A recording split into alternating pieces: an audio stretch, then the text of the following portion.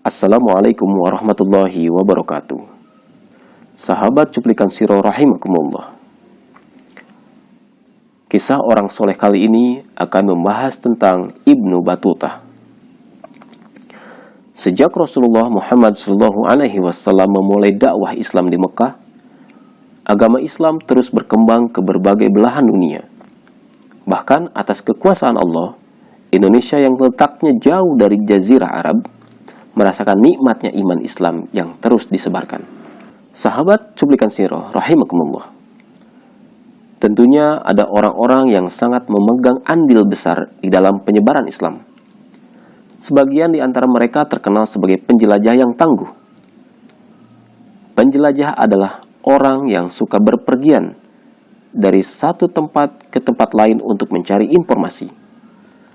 Dalam perjalanannya, sebagian penjelajah juga menyebarkan ajaran-ajaran Islam. Salah satu penjelajah Islam yang sangat terkenal adalah Ibnu Battuta.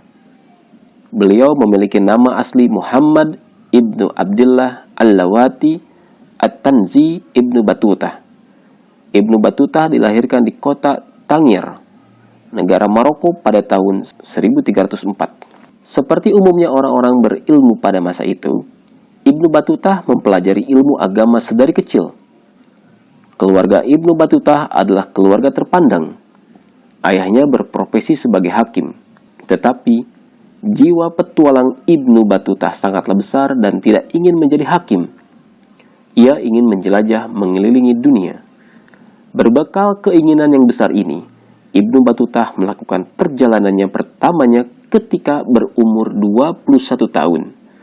Pada perjalanannya yang pertama, ia berniat untuk melaksanakan rukun Islam yang kelima, yaitu menunaikan ibadah haji.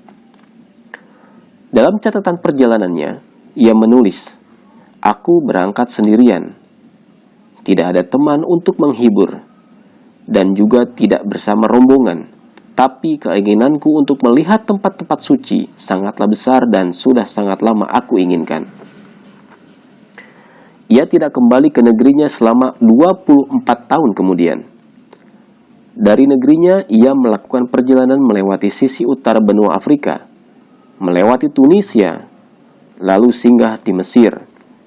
Di Mesir, ia sempat tinggal beberapa lama. Setelah itu, ia melanjutkan perjalanannya melewati Syria, Palestina, sampai akhirnya tiba di Madinah. Selama 4 hari, beliau tinggal di Madinah sebelum melanjutkan perjalanannya menuju Mekah dan menunaikan ibadah haji. Selama 20 tahun kemudian, ia menjelajah belahan dunia dari barat sampai ke timur. Tempat-tempat yang ia kunjungi diantaranya adalah Irak, Yaman, melewati Laut Merah menuju Afrika Timur, Eropa Tengah, Asia Kecil, Asia Tengah, India, hingga Bangladesh. Setelah India dan Bangladesh, Ibnu Battuta melewati menuju Asia Tenggara. Pada saat itu, ia menuliskan pengalamannya saat mengunjungi kerajaan Samudra Pasai yang terletak di Aceh pada masa sekarang. Ibnu Battuta tinggal selama 2 pekan dan menjadi tamu Sultan Malik Zahir yang memimpin kerajaan Samudra Pasai pada saat itu. Setelah melewati Selat Malaka dan sampai di semenanjung Malaysia, Ibnu Battuta melanjutkan perjalanan menuju Cina. Lama ia tidak kembali ke negeri asalnya sehingga kabar kematian ayahnya pun tidak tahu. Tetapi pengalaman perjalanan Ibnu Battuta telah membantu penjelajah-penjelajah dunia berikutnya. Lama ia tidak kembali ke negeri asalnya sehingga kabar kematian ayahnya pun ia tidak tahu.